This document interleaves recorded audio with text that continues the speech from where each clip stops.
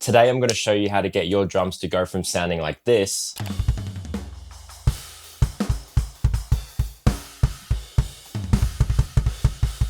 to sounding like this.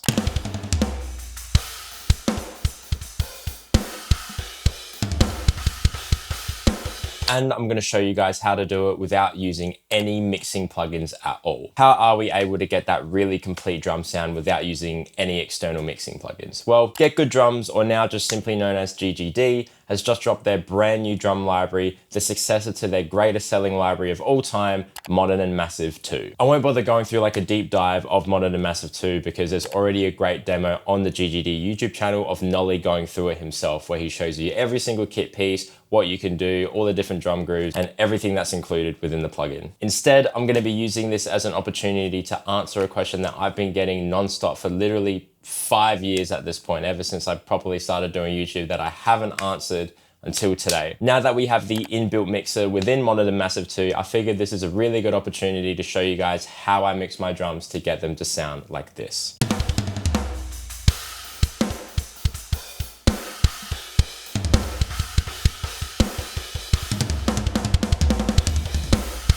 So this is Modern and Massive 2, and if you haven't seen it already, this is the first GGD library to be completely standalone, meaning that you don't need an external program like Contact to run it in your DAW. This is absolutely amazing, definitely worth mentioning because it's something that a lot of people, myself included, have been asking for pretty much since the inception of GGD all those years ago. So individually, I've got all the kit pieces sounding something like this. And the reason why it sounds so polished coming out of the plugin and pretty much mix ready is because of the new inbuilt mixer within Modern and Massive 2. Inside this mixer, every single microphone on every single kit piece is split up, and you have the ability to bus it, route it, do anything that you want with them and send them, and do parallel sends and do all the weird fancy stuff that you can do in modern day drum productions. So instead of routing everything out like this, like you see here, like kick in twos, kick sub, kick one shot, all this stuff, instead of routing all of that out individually within your DAW, you can now just mix it within the plugin and have it come out as one single stereo fader, which is exactly what's happening over here. If I quickly close Modern and Massive, I literally just have the drums coming out of one fader here, and that's it.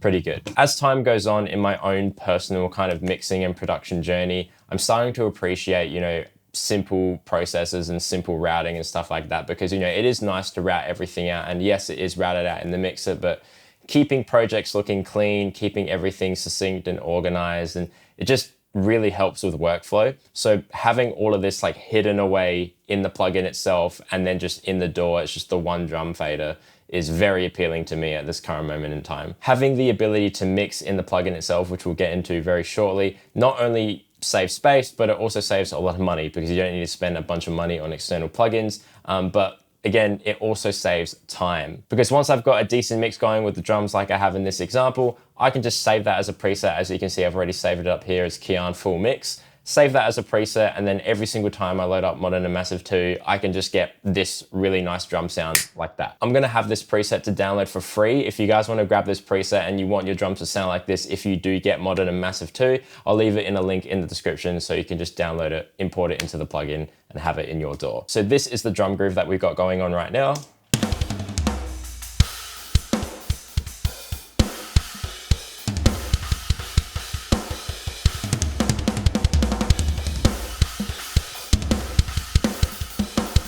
Those drums that you're hearing are an excerpt from Connor Kaminsky and I's brand new single Swell, which is available to stream and out now everywhere. It is at this moment in time the first single off our upcoming collaborative record Kinetic, which is out May the 16th. If you're watching this on Sunday, which is when I should be uploading it, the next song will be out in 2 days, which is very exciting. If you want a chance to win Modern and Massive 2 along with a Nano Cortex, strings from the String Source, and a bunch of other plugins from guys like NeuroDSP and Submission Audio, there is a free pre-save competition happening right now where anyone who pre-saves Kinetic gets in the running to win not only this, but all of that other stuff that I just mentioned. Links for that pre-save competition, as well as Modern and Massive 2 itself, will be down again in the description below. So in the mixer itself, I'll go through the routing and then we'll go over each individual microphone to see what it's doing. So we have a kick bus, snare bus, I've got a tom bus going, we have spots and overheads, so all the cymbals and overheads in one bus, and then all the rooms in one bus, which is what I typically would do. But how I typically process my drums is that I have the one main dry drum fader with all of those kit pieces coming straight from the plugin, and then I send them off into parallel sends, like parallel compression, reverb, and distortion, so that they can all come together and sound like a really complete drum sound. So instead of it sounding just like this with the dry drums, it sounds like this.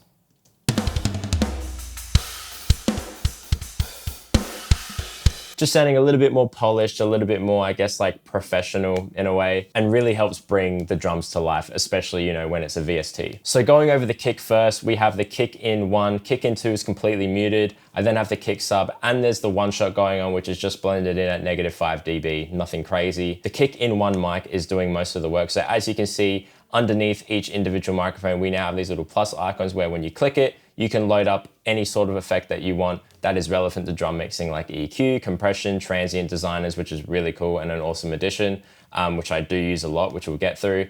Limiters, drive, and reverb. So in the kick in 1, we've got a bit of compression going on,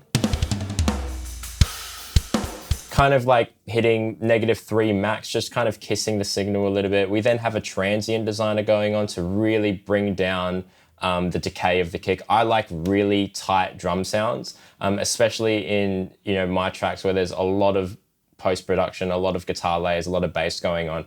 I just want the drums to really be where they're meant to be and not have much carryover. It's not like, you know, an indie track or a rock track where you need that massive kit sound. You know, this is metal.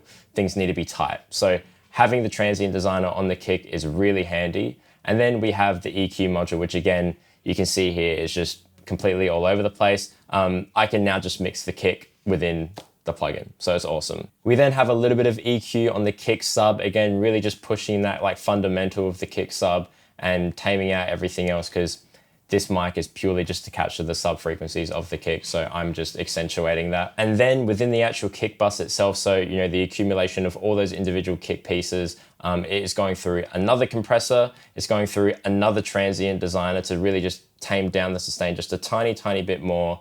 And then we have the sends going to parallel compression and distortion. So this is what the kick sounds like all together.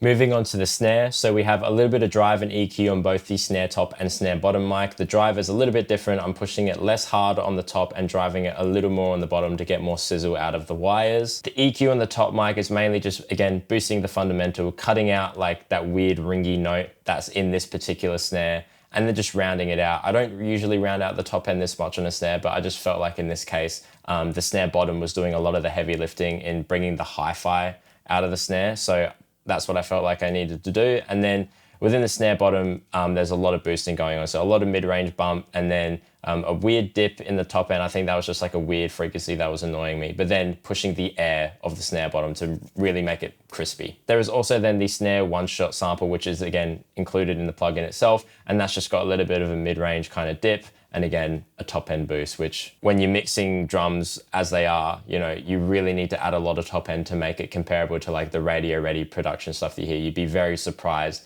at how much top end, not just on drums, but just on everything producers are doing to make it sound comparable to other songs that you hear. And then of course the snare bus. So the accumulation of the snare top, snare bottom, and the snare one shot goes into this bus. We have a lot of compression going on, pretty much peaking around like -8, -9, maybe at absolute most. That's pretty typical for how much I compress snares. Tack is relatively fast, trying to keep the transient in there, try to give it that poppy character. So you get that slappy characteristic out of the snare. Release relatively quick, and then, you know, bringing the gain reduction down so that it catches exactly where it needs to be. I'm then limiting the snare as well, just to kind of, I guess, like round out the tip and the transient of the snare, just to make it seem a little bit fatter and not so pokey. We then have, again, a transient designer. So once we've limited it, it is pushing a lot of that kind of like wiry overtone, I guess, decay of the snare, which again, I'm not a massive fan of. I do want to bring that down. So like all of that extra carryover, I just want to get rid of that. And I want to let the room mic do that job for the snare. And I just want the snare mic to be, you know, the crack of the snare, so to speak. And then again, sending into parallel compression, reverb as well this time, and distortion again, which we will get into at the very end.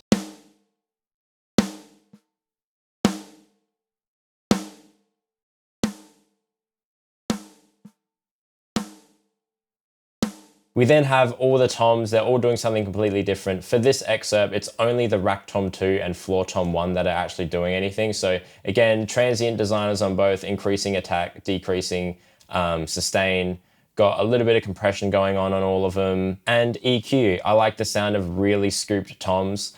So having them cut out in the mid-range and keeping them very, very, I guess, like visceral sounding is very important to me in my drum mixes. Especially with the low tom, you know, you've got the fundamental boosted here, it's dipping here in the mid-range, and then a big top end boost to really just get the sound of the stick hitting the skin, you know what I mean? I really love that kind of fat tom sound. The tom sounds like this within its parts. So you can really hear the slappiness of those toms because of the compression and the way that it's dialed. They're pushing pretty hard. Not too hard, but hard enough.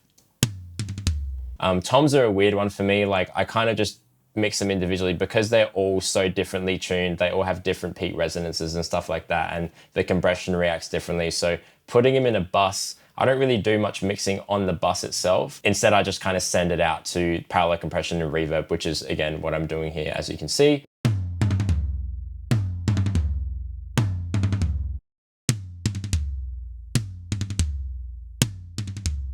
We then move on to these cymbal and overhead microphones. So we have a couple individual like cymbal mics. We have hats, ride, and splash, as well as the overheads. And all of that goes into the spots and overheads bus here. So bit of EQ in the hats, just getting that really clangy sound out of the top end. A little bit of a mid-range bump and top end boost on the ride. And then we go to the overhead mic. So usually I do a low cut for the overheads and rooms, but I think I was playing around and saw that within a preset there was a low shelf going on, so I decided to kind of go between the two, and I actually like the sound of it being a low shelf rather than a low cut because it doesn't completely get rid of that carried over low end from things like the kick and the snare in the overhead mics, but it decreases it down just enough so that the focus is still the cymbals. And then of course, even though it looks ridiculous and doesn't really make sense when you say it out loud, there's a lot of top end in the overhead mic, so just bringing them down, even though that's what they're there to capture, it is still a lot. So bringing that down in the top end, you know, around, what's this, around like 10K,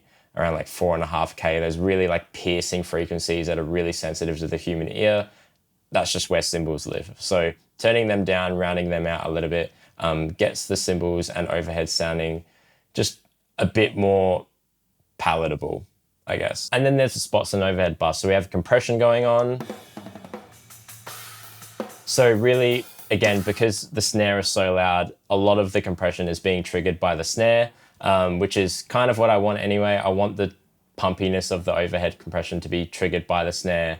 And then that going into the EQ here, which I did end up doing a low cut, but really it was kind of in like the 100 hertz range. So still letting a lot of like the low mid, low end rumble of the kick and going into the toms and the snare through. But it's just brought down initially on those overhead mics. This low cut here is mainly just a precaution to keep the low end consistent and keep it, I guess, like clean for other instruments in the mix. And then again, some very broad kind of cuts in the top end to just smooth out everything altogether. That then goes into the parallel compression, reverb, and distortion buses.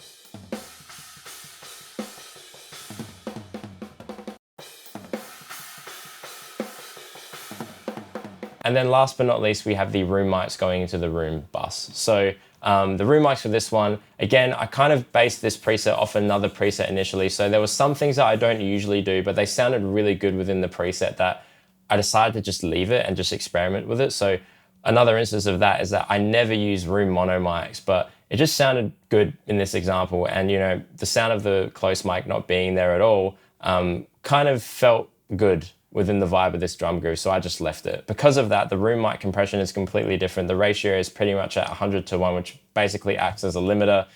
The attack is all the way down. and the release is relatively fast. So it's absolutely slamming everything. If you were using like the GGD Smash and Grab plugin, this would be the equivalent of Smash mode, where it just grabs absolutely every transient and smashes it to pieces. And this is really cool for getting that really washy, kind of very ambient room mic sound to really layer underneath all the individual dry kit pieces themselves. And it's a staple of that like modern metal and prog drum sound for sure. And then on the room far mic, we're low shelving, taking out some mid-range, and then taking out some nasty top end as well. The room far mic has a little bit of a different compression going on. It's got the vintage compression rather than the modern one, and it's not acting so abrasively. The ratio is set a little bit lower. The attack isn't as fast, so it lets more of the transient through, but the release is still quick. The main thing with mixing rooms for me is keeping the snare consistent. Snares are so annoying to mix, especially in a room microphone, because as you can tell, when I turn all of these mixing instances off within the mixer on the room microphones, the first thing you notice is how loud the snare is compared to everything else.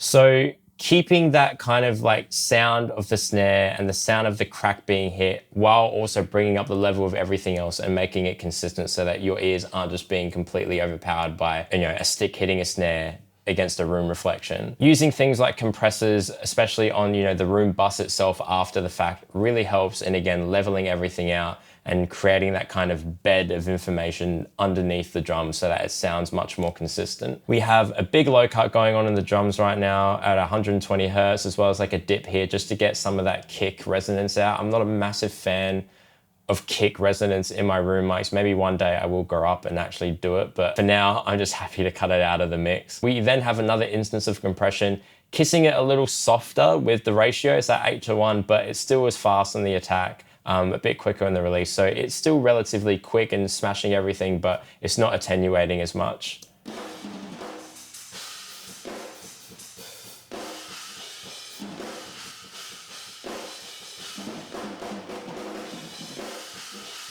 So you can probably hear that the snare is just as loud, but everything else got lifted up, which is awesome and exactly what we want. We then have a transient designer. Now, one thing I've been doing on my room mics lately is increasing the sustain, and typically I do that with a plugin like FabFilter Saturn or something like that and using the dynamics knob, but with the transient designer within Modern and Massive 2, I can then just use the sustain knob and increase it by 20% and make everything sound a little bit more, I guess, like thicker in the room and not so transient heavy. And then we have extra drive going on the room bus. Again, something I've been experimenting with lately, just adding heaps of drive to the rooms, not really treating it as if it's like, a traditional drum mic, just using the rooms as more of like a sound designy kind of thing where I'm really driving the sound of the rooms, really trying to like distort it and stuff like that. So it sounds very gnarly, I guess.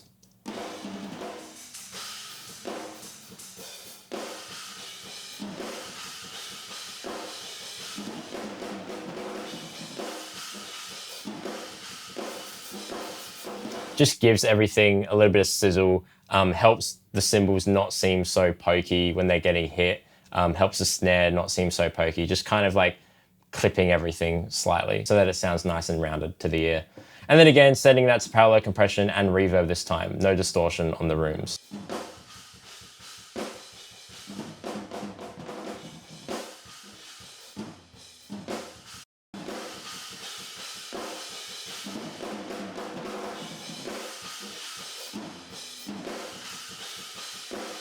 As you can see here, again, we have the parallel compression, reverb, and distortion. So every single, bus is being routed differently. Some are being sent to reverb, some aren't, like the kick, some are being sent to distortion, some aren't, like the room bus, because I already did it mainly on the bus itself, because I just wanted it to be a little bit more driven than everything else. But on the parallel compression, we have the vintage compressor going on, as well as a transient designer to just like keep the sustain a little bit lower, because I felt like it was a bit too much in this example, and I just wanted mainly the kick and snare to just be a little bit tighter on the parallel compression sense. So that's what that sounds like.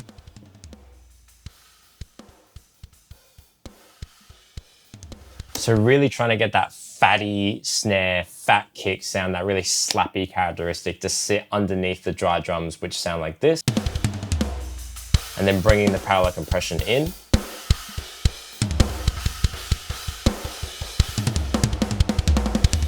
It just gives the kit a lot of dimension. It almost gives it this like 3D kind of sound where you can feel it around you. It's like they're layered on top of each other. Like that. We then have the reverb send going on, which is just mainly for the snare.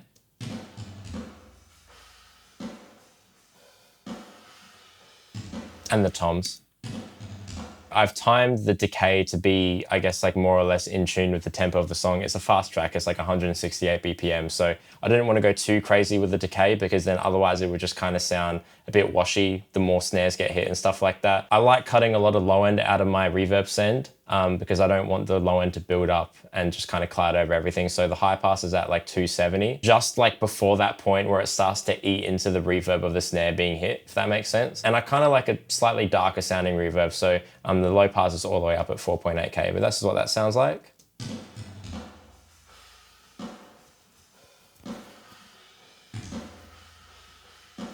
And when you put that in together with the drums,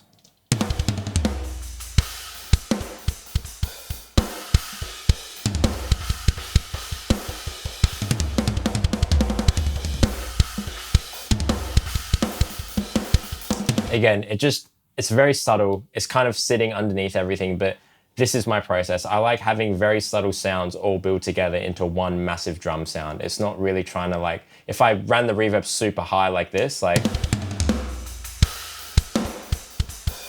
of course you can hear that it has reverb on it, but that's not the point. Do you know what I mean? The point is to make it all sound cohesive as one thing so that it all works together as one unit. And then lastly, we have the distortion. So again, something that I've been trying over the past maybe 6 months to a year, having a separate send for just clipping the absolute life out of everything and really running it into a lot of drive, mainly for like the shells and like, you know, kick, snares and toms and stuff like that. So really just driving it as hard as I possibly can, putting a transient designer on with the sustain all the way off to keep it really succinct and tight, because without it, it would just bloom everything and really bring out a lot of top end in all of these individual kit pieces and just sound really washed out, which I don't want. I want it to be like this layer of clipped snare and clipped kick underneath. And then running an EQ, taking out low mids to give it that really like visceral kind of sound. This is what that sounds like.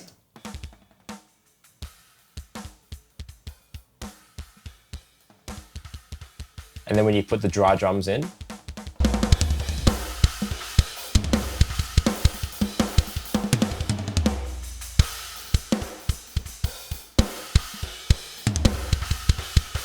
just, I don't know, just squishes everything a little bit. It sounds really, really good to me. So everything together, this is what the drums sound like.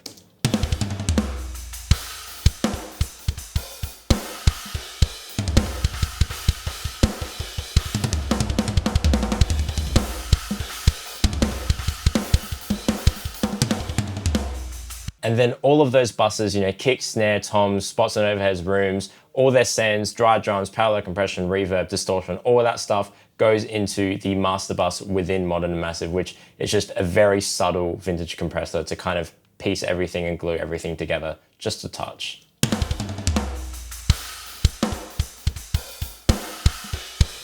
Again, mainly for kicks and snares and things that are really transient heavy, just to bring down the level of them even more.